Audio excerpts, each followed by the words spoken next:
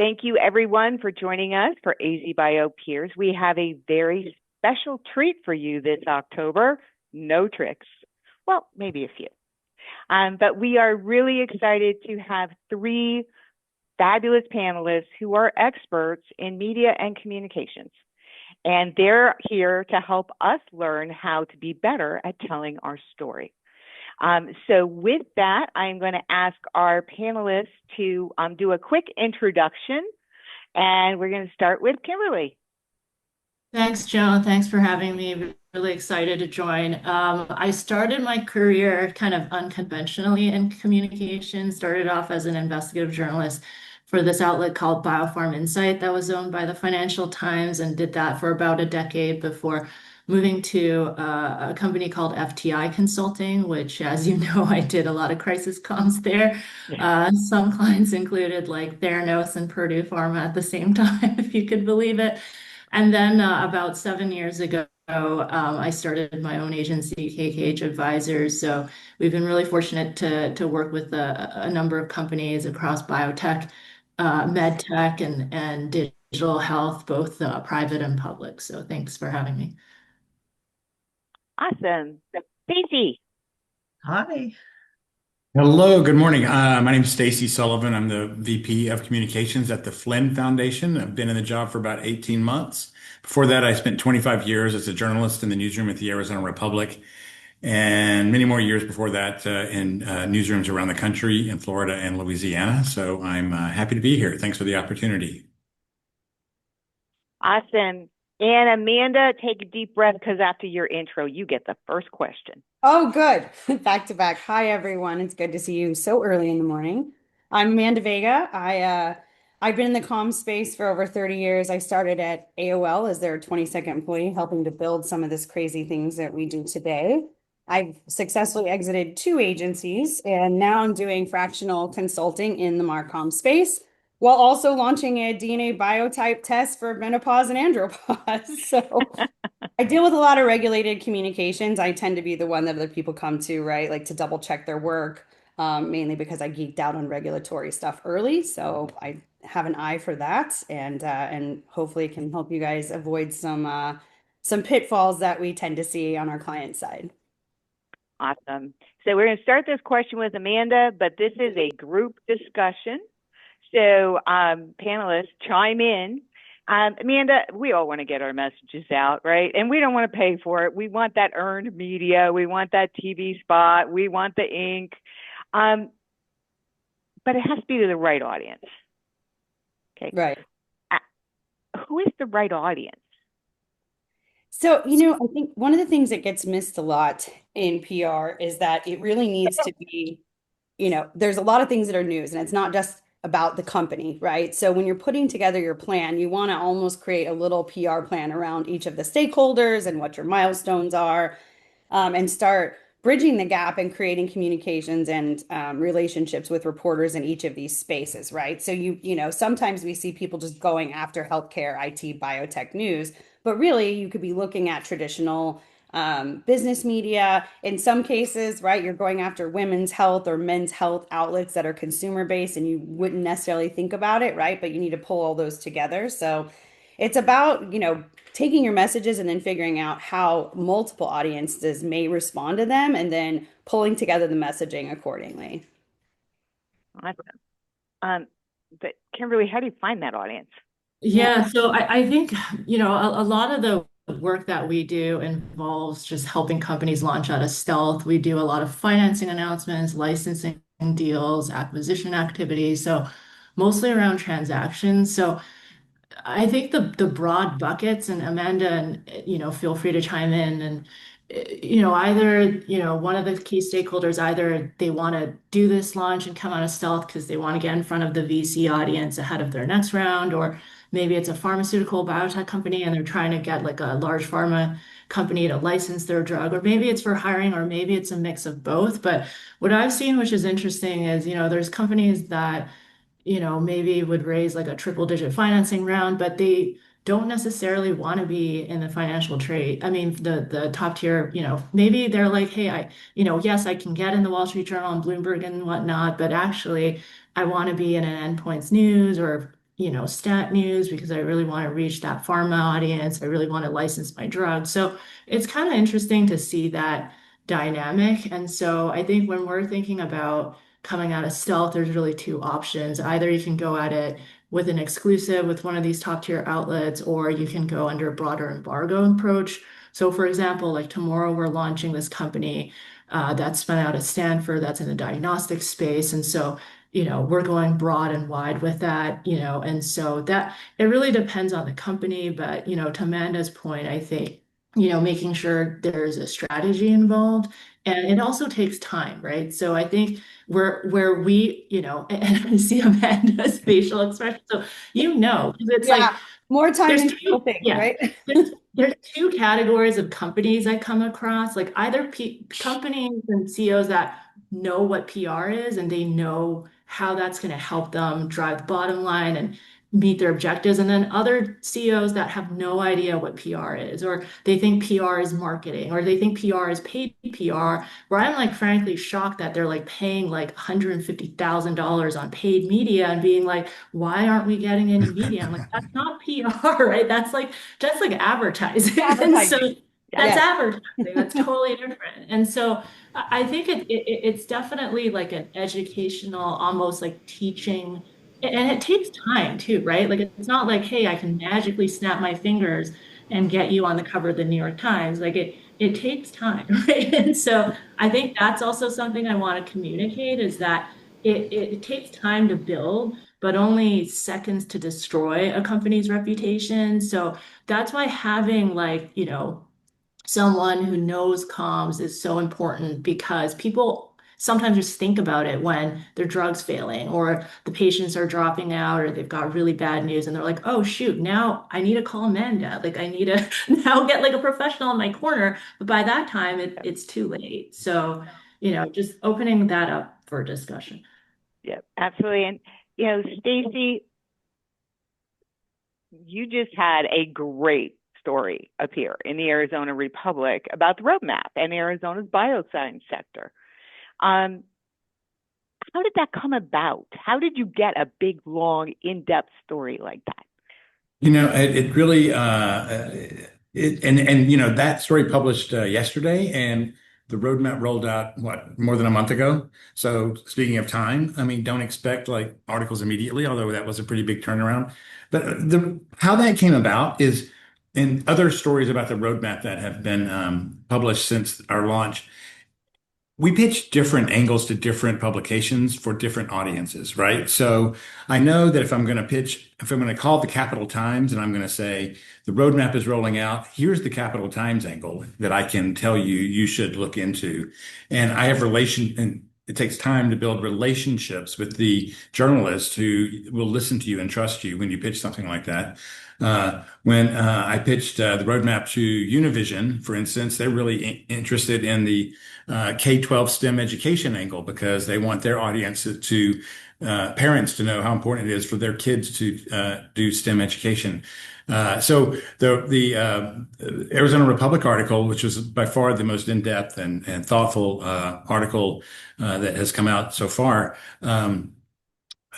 really examined like 20 years of bioscience growth in Arizona. It was timely because the roadmap rolled out, but wasn't about the roadmap. It was an examination of 20 years of bioscience economic development in Arizona. So that's the angle that you pitch to them because 20 years ago, the Arizona Republic was really invested in covering the opening of TGen and bioscience arriving in Arizona. So it was really timely for them to examine that now. So, how it comes about? It comes about being a trusted resource for the journalists and the editors in the newsroom. It comes about not trying to change their mind about an angle they might want to pursue, but helping them pursue that fairly and accurately, and trusting the journalist.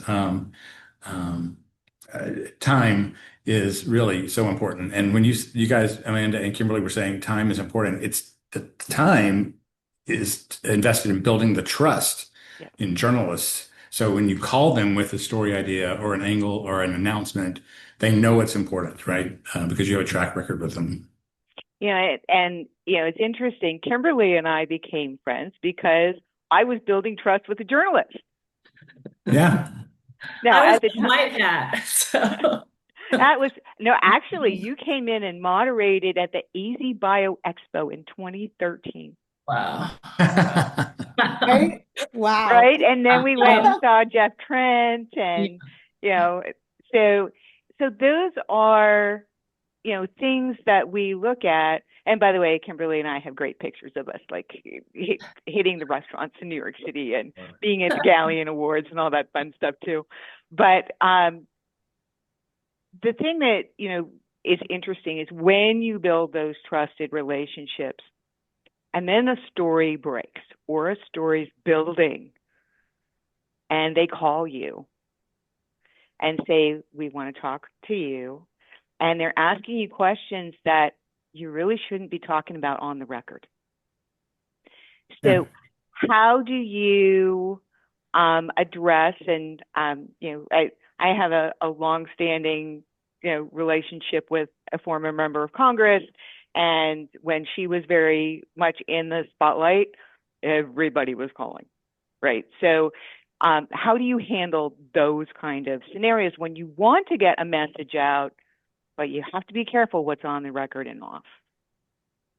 Well, I'm sorry, I'll jump in there. I mean, you just communicate that clearly from the outset. And it's not just on the record and off the record. It's on the record, off the record, and on background. Yep. So when I talk about being a resource for journalists, generally that is on background, right? It's like I'm helping them. Journalists are way busy and there are way too few of them for them to have, most of them to have deep understanding of anything these days. So you're a resource for them. You're helping them understand it. So generally it's on background, and you say that out loud at the beginning of the phone call or the email or whatever. You put it in writing or you say it out loud at the beginning. You don't say it at the end. By the way, it's off the record, or by the way, it's Yeah. I was going to just mimic the same thing. I think that we are always very clear up front whether or not this is on the record. We tell everyone, assume everything is on record. Just assume it, even if you say it, right? It's the landscape has changed in a lot of categories for journalists, right? Where they're way more green and don't understand sort of the ebb and flow and relationships between media professionals and the reporters. So you have to make sure it's really clear up front. And I'm with you. We tend to do a lot of on background type of things to build the relationships. I think it also helps show them that you're here as a resource and not just always asking for something with your hand out. And I find that when you're helpful and break things down for them, right? Almost like you're trying to explain something as like a fifth grader. Then when it is your time and you do have a good story, I feel like it really moves things along to help get to your goal as well if you're just on background for a lot of things. And just to be clear, the distinction is if you're giving something off the record, they can't use it in any way, right. even unattributed, right? But on background, they can use it just as general information to help educate them, to help inform them about how to ask questions for on the record sources and things like that. Absolutely. I imagine Kimberly probably has instances where she wants them off record for a certain time. And there's probably like a tipping point for you, right? That I actually got most of my scoops at scientific conferences. So just word of warning, executives presenting, or even sending your scientists to stand by your ASCO poster, or you're standing next to and then, reporters would come and ask, like, hey, can you tell me about this poster? Or, hey, I heard that there were potential patient issues with that. Can you comment on that? So I think, most important is, a journalist has to introduce themselves as a reporter. So they can't just like hide their conference badge and say like, hey, can I see these questions? Like, as far as like I can say, like, in the newsroom I work, that's just not allowed. And so it's really, really important. And so I think just being transparent and to everybody's point on background and off record, I loved off record because I could second source or third source, like if I was working on a breaking IPO story or an M&A story, and maybe I have a source, but they're skittish and they don't want to talk to me even on background. I'm just like, can you tell me, is this right or not, right? Because can I trust this banker who's saying that they're divesting this unit? And so I think that's really helpful. And then what I would say is, I remember clearly, I'm not going to mention his name, but there was an investigator who spoke to me on background about a drug in development in neurology. And it was an active clinical trial. And what happened was, I guess because he was like one of 4 or 5 people who had this information, like the company ended up rounding up all the investigators to try to figure out who was the leak and who was the source. So I will say, like, if you're like one of 4 or 5 people who know, it is Yeah. quite easy to triangulate kind of who is the source leak. So I would just be careful there. But I would assume everything is on the record, you know? Yeah. So, yeah. Yep. No, Even when I'm shutting my notebook, like I used to do that. I'd do the interview and then shut my notebook. But then that's kind of when my interview starts because I'm like, Right, you right, know, right, right, right. I would literally run up to CEO in an elevator and be like, "Hey, can you confirm, deny this Bloomberg story?" And then they might say yes, they might say no, and like even that one word response is a story, right? Like I'm debunking this active news story. So I think just like being vigilant, and I think the number one thing is like reporters are not our enemies, right? Like they're here to write a factual, fact-based story. So if you're not hiding anything, you have nothing to be scared about, we just want to tell a balanced story. So that's really, yeah. And that's an interesting point because number one, if you're building a relationship with the reporter, if you give them bad information, they'll never talk to you again. But yeah, equally, if you are a trusted source by the industry and they screw you on a story, you won't talk to them again either. And so, there's that dynamic that lives in this. Now, in the world of citizen journalism, all bets are off, Right. Yeah, right, right? yeah. We are seeing, um, you know, two people talking on an airplane, two people talking at a conference, and somebody records it on a cell phone, and that's it. And so, I remember years ago working for a public company, and laptops were the hot new things.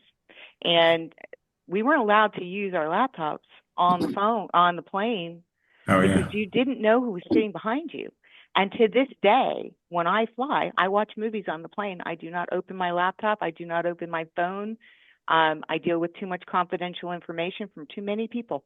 And so you have to really think about, how that works. There's nothing worse than writing a long, important email on an airplane and having the guy in the seat behind you reading it. Yeah. true story. And if you're in regulatory compliance communications, you might want to check your insurance plan on that too, because it's like specific in our insurance for what our media insurance is things like that. If anything I'm working on that's financial related, if it's publicly traded, if it's heading in that direction, even having like things like that, like it says, no laptops open in public spaces, do not ever leave it in your car, all these things. And so think sometimes some of the executives you work on don't realize that. So that's a great point, right? It's really even down to your insurance coverage outside of the media. Don't get in trouble. That's right. And Kimberly, as you know, from crisis perspective, um, the wrong thing happens at the wrong time, and companies vaporize. Yeah. Yeah. I think timing, honestly, is everything and transparency. And I think a lot of companies have a tendency, right? Like they're like, you know what? It's negative news. I'm a privately held company. I don't need to communicate this. I don't want to communicate this, right? I'm just gonna, not communicate. And I'm like, you know what? Like it's really more about your corporate reputation. Do you want to be known as the company that only hypes and talks about great news, but when there's not so favorable news? And I was like, it's biotech, right? Everyone is expecting there is something that will always go wrong in biotech. That's like the Yep. consistent thing, right? Like the only consistent thing. And so I think just being prepared for that. And I think it comes down to company culture and it starts at the top. And so, I think just highlighting that there are great companies that had clinical trial failures, right? Like major clinical trial failures, and they were able to recover from that and, potentially in-license a new drug and move forward and then get the company sold for $1 billion plus. And so we hear about that all the time, but then on the flip side, we also hear cases of the companies that might have had, something happen in their study and they decide to pull out of all the investor conferences at once. And then that fuels the Wall Street speculation on what's going on. Are they getting acquired?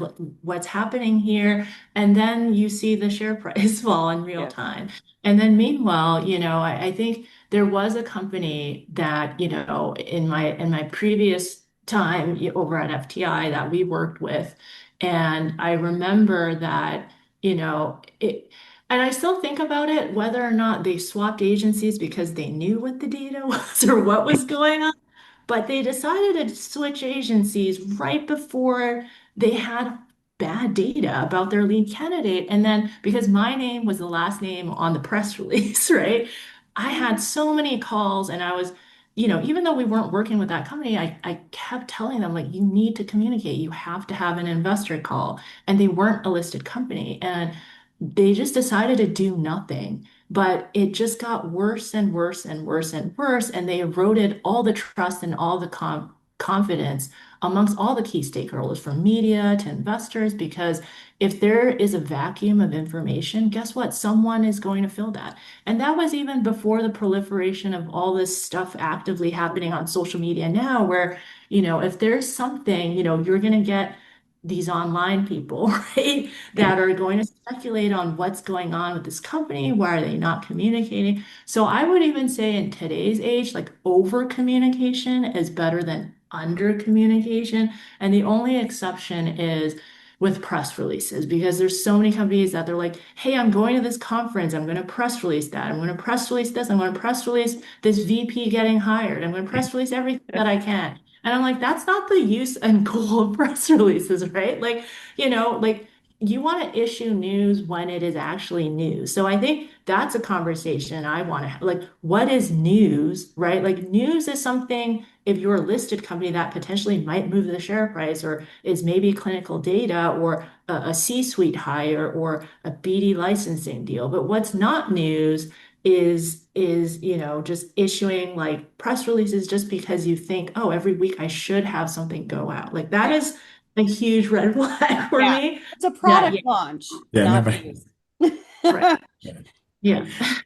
So I think just being Yeah. able to push back, like Amanda said, like, to say to the company, like, hey, listen, maybe this is a better fit for social media or better fit for anything else except a press release. Because guess what? Like, I used to have companies that I just blocked. It was literally on my block list. And then I used to also even block certain PR people who kept Mhm. sending me company things that weren't relevant, because guess what? I had, and this was like 10 years ago. I don't even want to think about how many pitches my former colleagues are getting now Oh, with ChatGPT and AI, but I used to have at least upwards from 100 pitches a day in my email inbox. And not to mention like phone call pitches, like it was.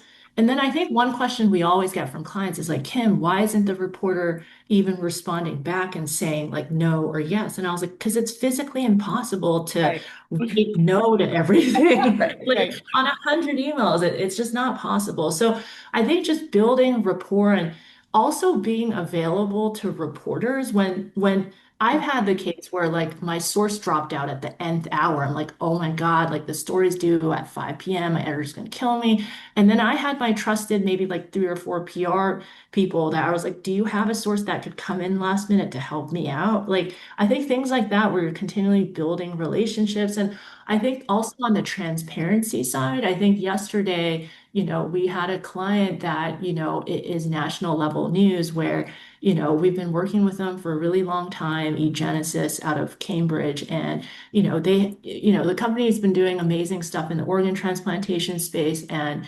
one of the patients had the pig kidney removed after a record 9 months, right? And so I think, even despite that, the decision was to announce that and make that public. And so that was a coordinated effort with Massachusetts General Hospital, with the company. And so we had all our holding statements ready, and, it was covered by the New York Times yesterday and Wired and all these outlets. But I think just if in a parallel universe, we decided to stay quiet and not say anything and then hope and pray that reporters are not contacting us and maybe it'll blow like that just erodes confidence and trust. And I think something that as PR practitioners, we have to sometimes like make these tough decisions where on the outside, it might seem like, why would you want to do that, right? But, in the long run, like this is called building corporate confidence, and this is a transparent company. So I just want to share that because that was something that honestly happened yesterday. So So, Stacy, press releases. You Oh, are God. the consummate just- storyteller. So the I was big just about to say, if I difference, never have to read or write another press release in my life, I would be more than happy. So Yeah. the time for press releases has come and gone, is what I believe. But so AZBio publishes press releases of our members on a limited basis when it is news. yeah. And in the case of AZBio, I serve as the editor and I determine if it's news. How many pitches do you get in a day, Joan? Yeah, from your members. Including the AI stuff, over 50 to 75 a day. Yeah. You're saying AI pitches? AI pitches, and AI investor pitches. By the way, Okay, those gotcha. of you that are raising money and you're thinking about using these new services, okay, those are not checking to see if people are accredited. They are making pitches. They are going to put you at risk with the SEC. And quite frankly, if I'm getting unsolicited pitches from companies that I have not heard of outside of the state of Arizona, when my profile says very specifically I am focused on Arizona, not only do I block them, but they go into a folder. I have an Excel file of everybody that's blocked that I will never talk to and I will never invest in. So take note, all of you that think AI is cool, you are pissing me off. Yeah. you heard it here. That's right. And stop using it for your blogs. Yeah. And jokes aside, I mean, Joan, to your question, I mean, jokes aside, there is a time and a place for a press release to get it kind of like on the record and out there. If you don't have a website, perhaps to publish something on, or if you don't have a strong social media following, if you do have a strong mailing list to send it out. But you talk about people, I've blocked on emails before when I worked in newsrooms. It was Press Wire and Business Wire, and like those things are just. I shouldn't say this because I think we did this with the roadmap, but it's just kind of a legacy thing, right? I mean, who picks that stuff up? It is one outlet, but you don't even get those on Google alerts, right? I think press releases are a tool of the past. So social media is where it's at. Personal relationships is where it's at. I mean, post it on your social, refer to your web page, and tag a reporter, right? Like that, they're on social media much more than they're reading press releases in their inboxes. Yeah. So I want to go back to a couple things. One, to reinforce what Kimberly was saying about being available last minute. I think that's good to underline. We've had a lot of luck with less high profile companies with availability. So for us, like we sign a client and you have to sign off with us saying you will respond to me. If it says reporter, anything in that email or the text, you will respond to me within 2 hours. That's it. Because that sometimes is the big win, especially if you're the underdog, right? So Kimberly's working on a story. She's got 3 high profile, really well-known sources. This may be the one chance that my little person is like, oh my gosh, I can speak to this. And we may get lucky. So responsiveness is key because you're saving them right back and it helps.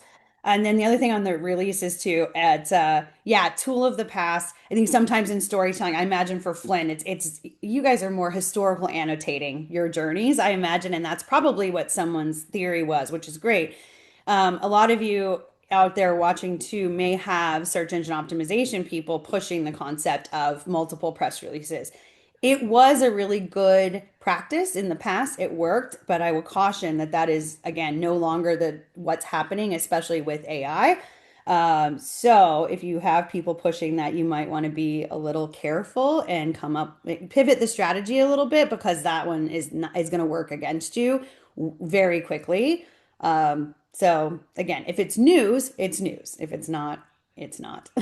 Now, And I would say, Kimberly, like, okay, add to men, what Amanda said, I would say, like, to me, like, even when I was, a reporter and editor, like, I'm looking for sources who can give me interesting insight on what's happening at the company. Like, yeah, I honestly cared less if it was like a private company or like a Fortune 500 company. Like, I'm looking for executives that are willing to say interesting, cool things. And so I can totally tell if it's like, and media training is great, don't get me wrong, but like the executives who, I'm sitting through a 30-minute interview and they're just literally regurgitating the press release or they're just regurgitating Talking things point.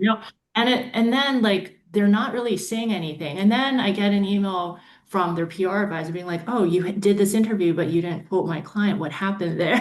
I'm like, "Well, your client didn't say anything that I could even use from our like they were just either promoting their own company and they weren't yeah, even talking about what the article was about." And so I would say like in the spirit of building relationships, sometimes you have to, just be willing to just talk about what are the trends, right? And almost all the time, like I used to ask, hey, is there anything that you think I should be aware of that I should be covering right now? Like, what are the trends that I should be focused on? Like, I think that's something, if you can even give me like one nugget of like really cool, interesting, like that, I filed that away. I'm like, hey, next time my editor's looking for something and I need a really good soundbite, I'm going to call Amanda's client because, he or she was a great person to speak with. Mhm. And so there's other people that I yeah, follow in okay, they gave me a robotic answer and I'm not getting anything yeah. interesting from this. And I, even though they're like $1 billion company, but they're just not saying anything interesting. Yeah. Oh, and that goes back Stacy, to, us being a resource for journalists and writers and reporters. Those companies can be resources, on background resources for things happening in the industry, trends happening, or mhm, news that might be coming down the pike, so they can build trusted relationships with those journalists as well. And that's just so important for long-term coverage and long-term relationship building. yep. And, video, one of the tools that I've used recently with reporters is, Dylan, would you please check to see everybody check to make sure your mics are off.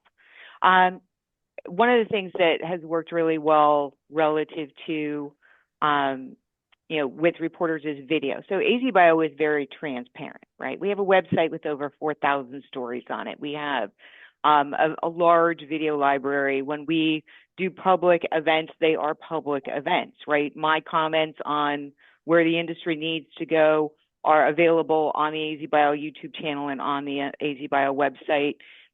The same with when we speak to the elected leaders during the Trailblazers luncheon. It is on record. And so because of that, very often people that are doing more in-depth stories will say, well, can you spend an hour with me really helping me understand background? And I'll say, unfortunately, I don't have an hour right now, but let me send you a link to the comments that I made in October that give you some background. And then if you have questions, let me know what those questions are. And I've had 3 reporters use that in the last month, right? And so, if you can give them accurate access to information, and it's great for them because then they can actually pull the real quote right from the video. They have exactly what you said. So I want to go back to that, pitch scenario. Okay. We talked about, and one thing I did want to ask relative to the wire services, if you are a public company, that was kind of your CYA to make sure that you were disclosing everything that you need to disclose with the SEC. Is that still a requirement, or are you okay just to have it on your website? Technically, so technically it's fine if it's published on your site. However, I would say that the people that are involved in babysitting this regulatory stuff maybe aren't as caught up in the most recent rules. So we still default to putting something like that on the wire just because, you know. But then it's also like we will message, reporters that we're friends with and be like, just ignore. Like, wire coming out. I'm aware. I'm aware. Like I send you things, Joan, all the time. Yeah. Sending this because the client's going to ask. This is not news. It's fine. But yeah, so we do. I don't know what Kimberly's done. For us, I guess we're erring on the side of just being super careful because I'm just more concerned about someone who doesn't know and causing a headache for me. But in most cases on your site is regulatory actually okay, but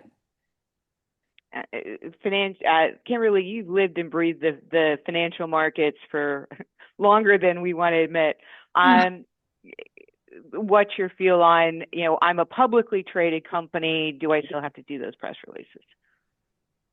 I think so I would say, I think for me these days, it's more on for companies like, okay, so for me, I think it really depends on, okay, legally, what do we need to do here? Yeah. And that is a question that we're often, asking lawyers, and so I'm not going to mention the company name, but there was a case where this company I'm working with had just overly strict lawyers that they just wanted to file an 8K and file everything. And basically, if I sent them the press release, it would just get redlined down. And so the company itself, I would say, would be, they're not quite at the billion mark, but they're working with a law firm that's a really, really large law firm that is used to working with like Fortune 500 companies. So,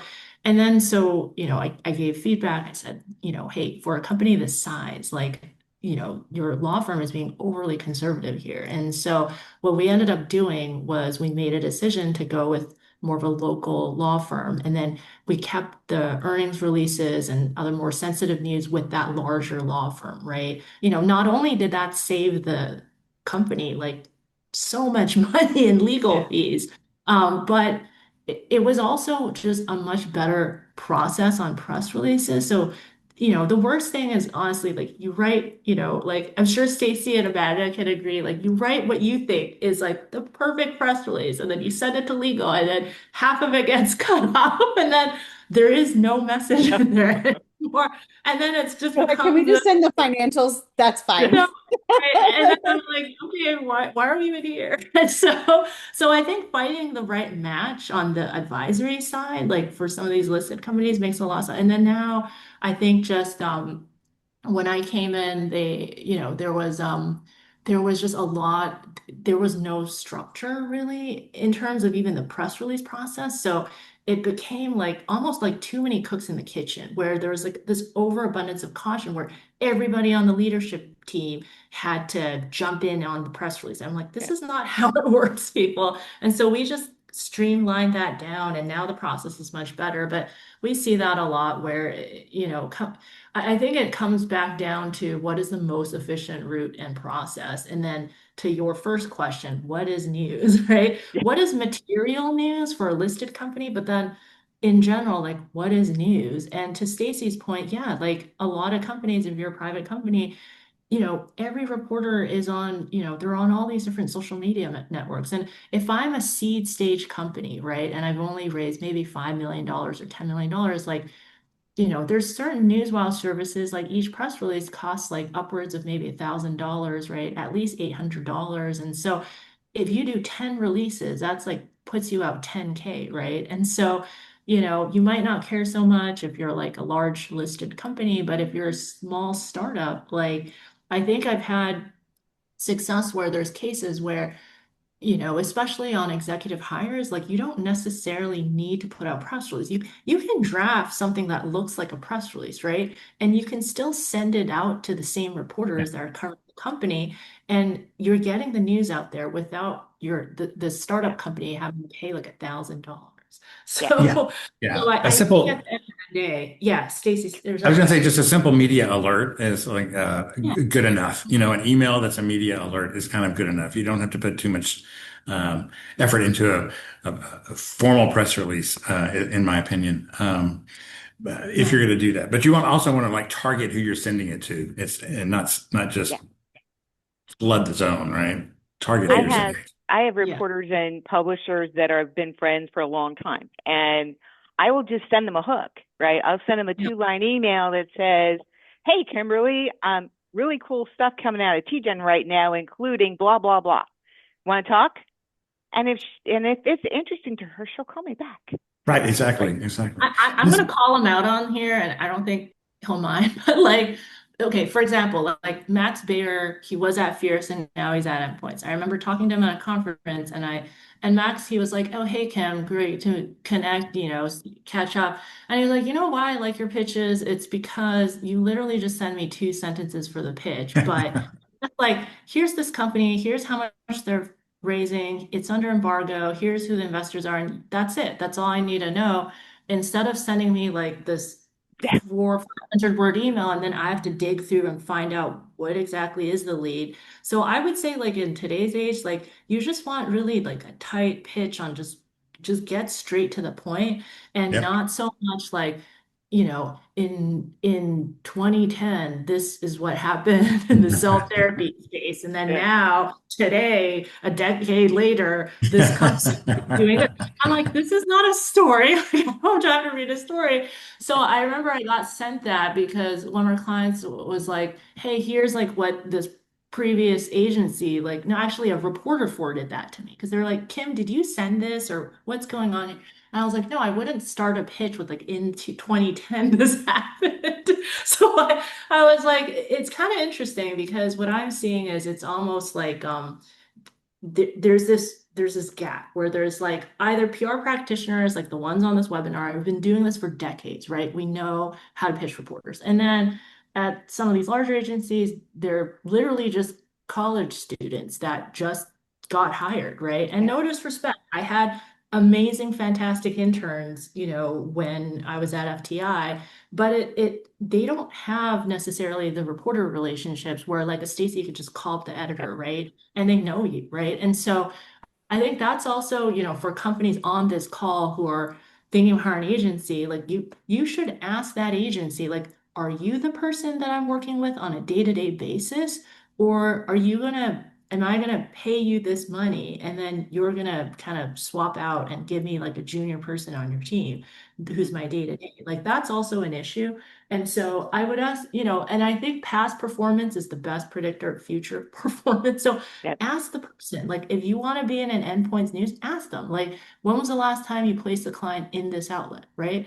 And when was the last time you played? Because if they've never placed in that outlet and you're hiring them to help you place in that outlet, that Get almost there. seems insane to me, Yeah. right? And so I think you just have to be direct and don't be afraid and ask the agency to send you metrics. Like, what did you do, right? Like, especially for people that are paying monthly retainers, like ask them, like, send me some type of feedback, like at the end of the week, like, what did your team do? Don't just keep saying, like, we can't get coverage because you're not giving us news. Like, do something. Even in the absence of news, I think this is a really great point. Companies can do op-ed pieces, right? They can write blog posts. They could put out their own content. There's a ton of podcasts that would take life sciences executives. I would, Business of Biotech, I think does a great job. Life Science Leader. I think there's a lot of trade media outlets that do, will talk to really cool, interesting executives in lieu of news. So I guess don't just think that, oh, just because I don't have data for the next 18 months, I'm going to stay silent, not say anything. Like, still share your opinions on what's going on in the market. I think there's certain executives on LinkedIn who are really amazing at just sharing, like, hey, I was at this conference. Here's kind of my top key takeaways. And those are the accounts that reporters are following because I've absolutely seen reporters do a story off the back of an executive maybe was in this region or at this conference, and they're then seeing that post, calling that executive and being like, hey, can I interview you on the record to just kind of talk to you about what you just posted? So I absolutely agree with Stacy. Like, if I were a reporter right now in today's day and age, would absolutely be on X, on LinkedIn, just like on tons of social media profiles and just following what people are saying. And even I would say like Reddit, like other social media areas, like networking groups where people are like looking at, you know, I'm gonna I'm gonna date myself here, but back in the day, me and my colleagues used to look at this message board called Cafe Pharma. I don't know if it still exists, but Yeah. Cafe Pharma was basically the message board where laid off pharma executives would vent about everything that's wrong. And we would go and Yep. just go through every post and then check like, That's oh, like great. GSK just fired like all these people and they're like complaining about like water cooler talk. And Yep. then we'd like call the PR person at GSK. It's like, hey, we just saw this Cafe Pharma. But I would say like be careful what people post on Yep. LinkedIn. I've absolutely seen, like reporters write stories that mine LinkedIn. So Hmm. it's just kind of interesting. So So I want to Cafe go Farm, Cafe. Yeah, I remember Cafe Pharma. Amanda, pay for play. You and I have had this conversation, and Stacy, you're next up on this one. Um, Media outlets are having a tough time these days, right? Advertisers are down. Readership in some cases is down. Some have created paywalls, which means people won't use them for stories, right? I'm not going to pitch a story to someone who's going to put it behind a paywall and nobody can read it, right? So, really, in today's day and age, does pay to play make sense? Well, it's one of those, it's almost like a necessary evil in some cases, right? Depending on your niche, right? I mean, I think what people miss is like during COVID, right? If you think about a media company and how a media entity works as a business, right? You have to start there. They were forced to redo their model, right? So I always tell the story like, 80% of Today Show and Good Morning America used to be pitched media. It is literally flopped. So everything you see is all just one run long, beautifully produced commercial that you have no idea is a commercial, right? Well, that was out of necessity, right? Newsrooms went down. They don't have enough resources. We're sharing helicopters and news trucks and all of this. So they had to pivot into a paid model. And of course, it's a media company. So they went to what they know, which is advertising, right? So it's one of those tough ones because there's this weird conundrum we have, right? I want to see, as seen in the Wall Street Journal, New York Times, and all of that on the ticker of my website. Right. When you see those are mostly pay for play, right? That is you've paid, and again, the prices are all over the board. So the last quote I had for a client that was insistent, like, that's all I want. Okay, right? $25,000 and it's yours for whatever goofy story you want to say. Is it gonna, is it good? Maybe, maybe not. So sadly, I think some of it is forced, right? And especially if you have a niche, right? There is a publication of which the investor you're courting or a partner you're courting, that that's just, again, at some point, there's no judgment in it, right? You just say, that's just what they believe. In which case, you absolutely go down that road, right? And our job as experts is to explain the difference between earned media and a pay for play in the bigger picture. But there's an argument for cases where if that's really what they want, you give it to them. And just know that it doesn't have as much validity or cachet that it used to, right? Out of respect. And what's that going to do long term? Well, we don't know, right? But it's definitely it's an interesting way to go. I preferred it when it was just op-eds and advertorials, right? At least it said it right yeah, there. No Yeah. question about it. yeah, It's yeah. So it's been the bane of my existence. We try to avoid it at all costs. That's just been what we do, but I think that's more because we're old, not because it's necessarily the right. It's just because we're old and you know, we miss Yeah. the days where you had relationships with reporters and news was news and all of that stuff. But Yeah. yeah, So, it's almost like you're Stacy, being Well, forced into well, it. the relationship can just be a social account relationship. It doesn't Yeah, have to be like a personal relationship. You can just be following somebody. When we talk about relationships, it doesn't have to be super deep. It can just be like yeah, I that's a follow that great person and point. keep up with that person, right? Yeah, because you know what? I think that's where people get confused. What is this Yeah, relationship? How are yeah, these yeah, people building relationships? That's an yeah, excellent point. Yeah. Some yeah, reporters I've just been friends with on Twitter for 20 years because of Joan, yeah, and that's yeah. okay, right? Yeah.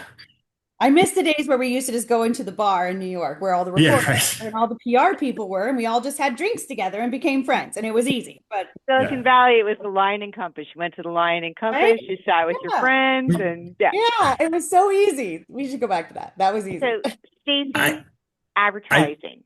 when I click on as seen in the Wall Street Journal and it's a pay for play article or video or whatever, I feel very cheated and I like have less interest and less respect for Yeah. that company. Or obviously earned media is where we want to be, and it's tougher and it's more difficult. It takes more work. But I think it pays off so much in the long run. And Joan, I take issue with your paywall comment. Like we have to be pitching to the right outlets, whether they have a paywall or not. Whoever has the audience that we need to get in front of. And if it's a general interest newspaper that has a paywall, then so be it. The people who are going to read that article are most likely subscribers because they're educated people in the industry, people who want to follow that kind of news. So they're probably subscribers anyway. So I wouldn't avoid news outlets with paywalls at all. And honestly, maybe this is my bias coming through, but they got to pay the bills somehow. So anything helps, and we need to support local journalism in any way we can because without them, none of us are going to get our news out. So to answer your question, pay for play? Yeah, no, I think it is. Really And not a fan. so advertising is the next one. So, Mhm. so if I'm a little company, right, I'm probably not FDA approved or cleared, and I better not be advertising, right? If I am, I have a product, okay, you cannot turn the television on that you're not seeing some medical product being advertised at least twice an hour.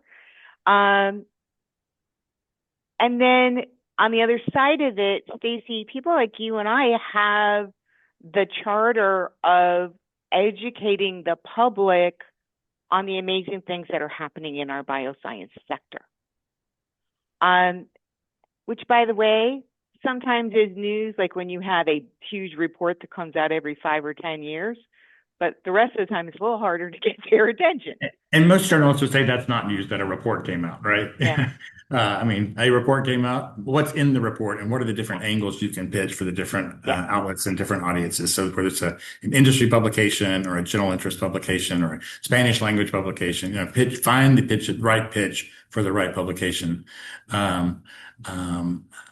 There are also ways to get word out about your company and what you're up to that aren't news articles, right? They're social media, but there's also events like show up at events, be on a panel, pitch a panel, identify a conference that's in town and attend it. Like events can be a huge communications tool for getting the word out about your company or your endeavor, whatever it is. So we're talking about news coverage and we're thinking of print or video articles or broadcast articles. I had dinner last night actually with a bunch of broadcasters who are in town for a conference, and all they want to hear is the human interest story. Like, tell me about the patient that is impacted by this, the family whose grandfather was saved by this new clinical trial or whatever. They want to hear that human interest story. So we can't lose track of that either. Maybe that's not the right angle for an industry publication, but that's certainly going to be a potential angle to pitch for a general interest publication. Absolutely. So, we're coming up towards the end of our hour, and this has been a fabulous discussion. I really appreciate you guys doing this. So as we think about pet peeves, okay, I got to ask, right? We've all been the editor, the publisher, the head of publication. Okay, give me one thing that just drives you crazy, Amanda. You're on there. One thing that drives me crazy in the whole world of people. If I'm a small company, what should I never do? Never make it. You know what? I'm going to rephrase it. If you are an egomaniac, like a lot of C-suite people are, just say it. right? Let's make my job easier by just accepting the facts. I'm cool with that. Whatever you are, you are. Because hiding it under the guise of things are newsworthy when you just want to see yourself in print, and that is a personal goal, a goal that you think is aligned with the financial goals of the company long term. That's all fine and good. I just need everyone to be super transparent, honest about that ego-driven process because it changes the methodology. It also changes the reporting and the way I go about things and then how I treat my journalists accordingly, right? Like I'm going to give the heads up of my favorite journalist that this, this person's an egomaniac. It's going to be about them, and I'm struggling to get a soundbite. I just think it makes it easier. I hate PR for the sake of PR when someone just wants to be famous, and feels that they deserve of that. Just tell me. That's fine. If that's your goal, I want to be on The Young and the Restless as well. We're all working towards it, but at least call it what it is. That's my Amanda, Stacy, you need to do the mic drop. boom, and I'm Yeah, out. mic drop. So Dylan, Stacy, shut it down, Dylan. Let's go. Stacy, you've been on both sides Oh, of the desk my, when you were my on the publication side. calling and saying, I've got this unique product or this unique news story and not being aware of what else is going on in your industry or your ecosystem and thinking you're special. And me knowing that, okay, there are half a dozen other people doing the same thing you're doing, but you're claiming that you're unique. And so Yeah. not being aware of the trend or what's going on in the world that you work in is just a pet peeve because the reporter's going to see right through you if they're following that business Yeah. industry. Kimberly, you led a global publication. Can I list 10 pet peeves? Go for it, honey.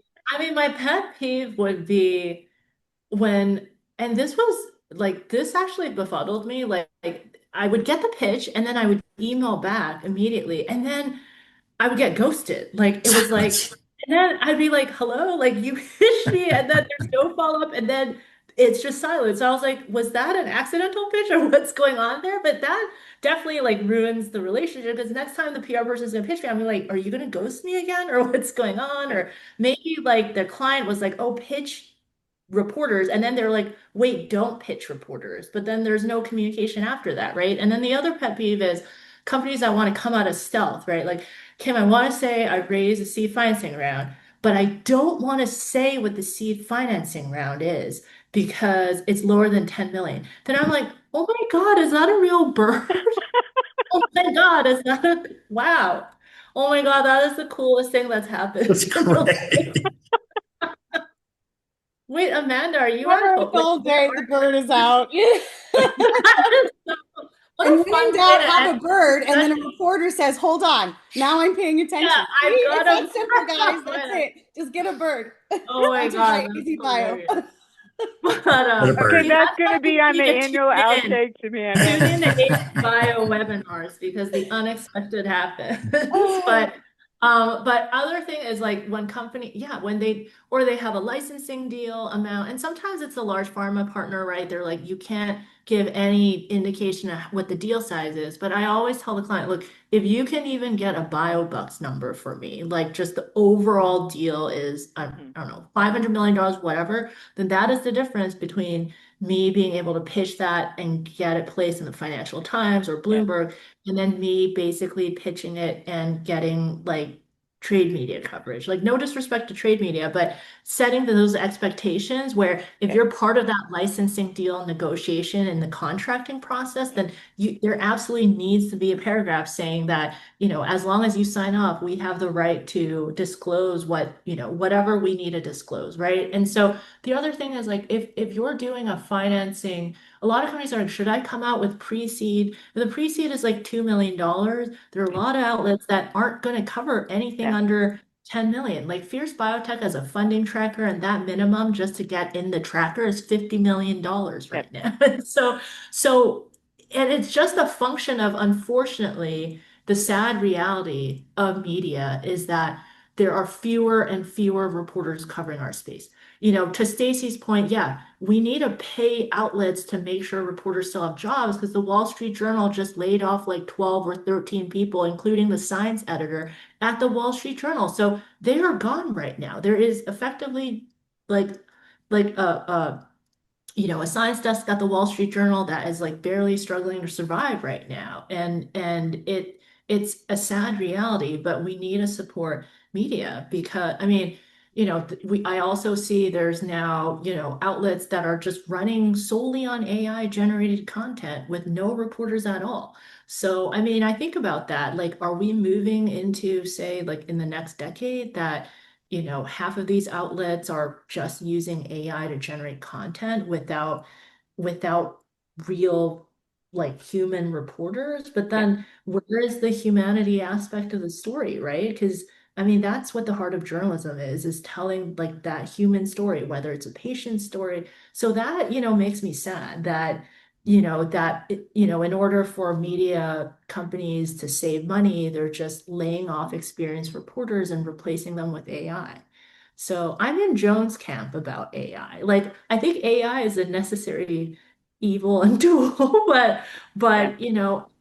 I also see AI really coming after it's really shaking up, and causing like a ton of layoffs right now. So yeah. So pet So, peeve is yeah. also, I hope that, but there's also like hopeful, if I take a look at endpoints, I think endpoints has done a great job of, in terms of like sponsored paid. I think their paid webinars are great. Like we've had a Hmm. number of clients like paid sponsored webinars and have KOLs on and talk about for an hour like what their drug is and everything instead of doing a sponsored post. So, but they've figured out a business model and then they got acquired, I think, not a fully acquired, but like a majority stake Yeah. acquisition by the Financial Times. So that was hopeful to me. Like you can run an independent media shop and have it be financially successful and do great content. And so I think, I would love to see more media outlets like that, just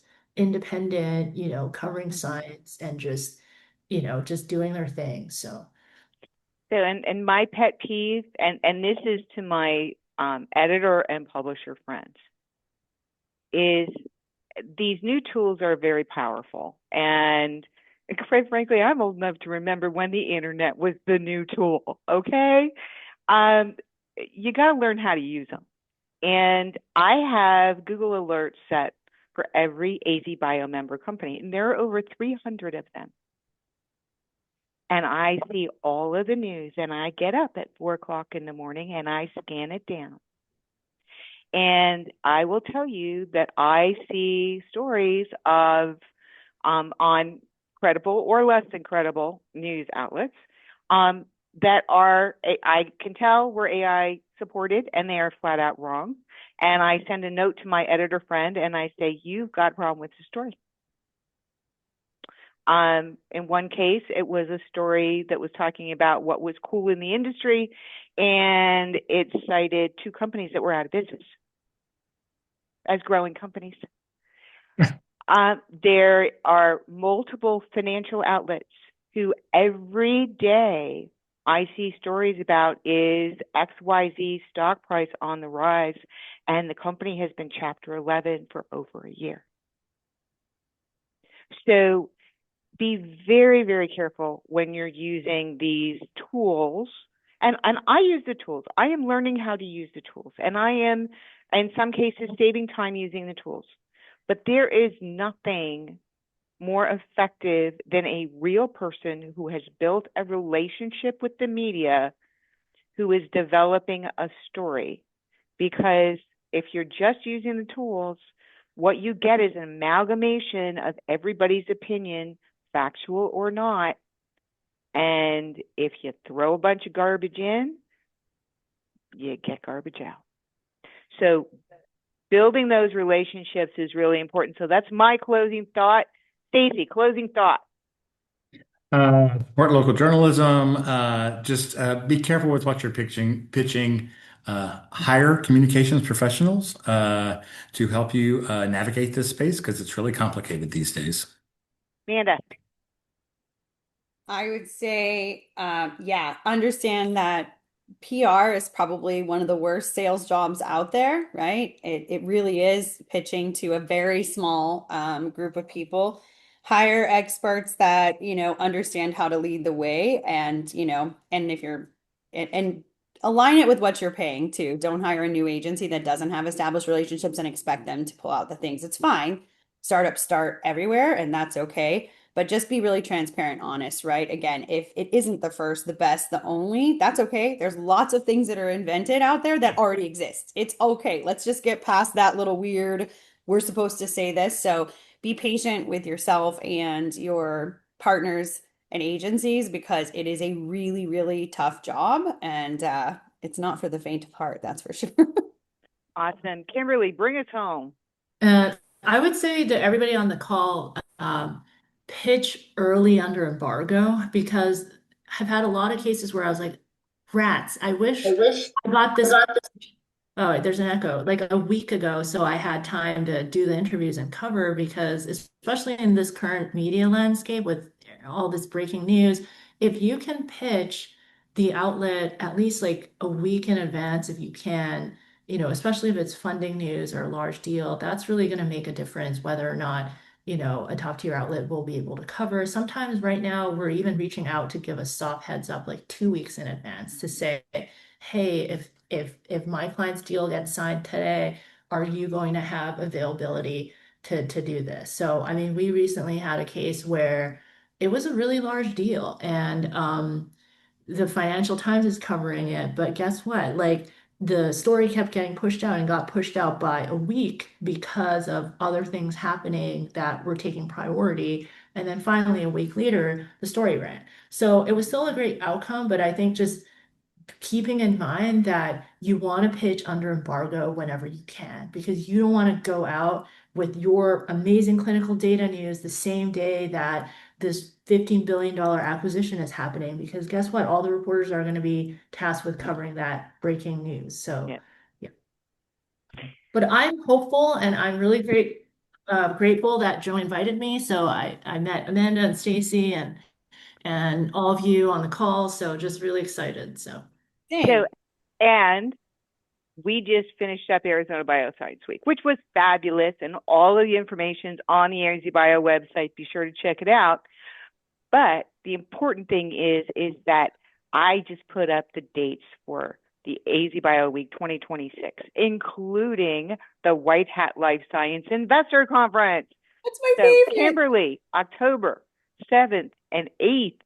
I would love to have you here in Arizona, and I'm sure that we can find a really cool investor panel to have you moderate.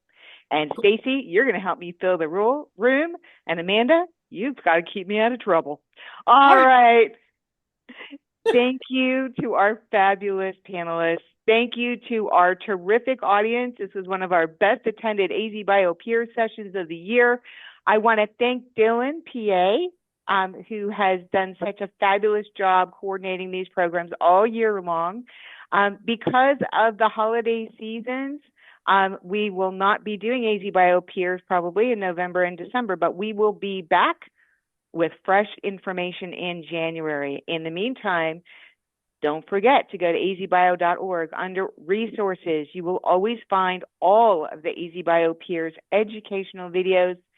We appreciate the support of our sponsors. We appreciate who are our members, and we are very, very thankful to all of them. So happy holidays, everybody, whether you are trick-or-treating, eating turkey, or polishing up stars or trees. Have a wonderful rest of 2025, and AZBioPEERS will return in 2026. Thanks, everybody. Bye-bye. Thanks, Joan. Bye. Bye.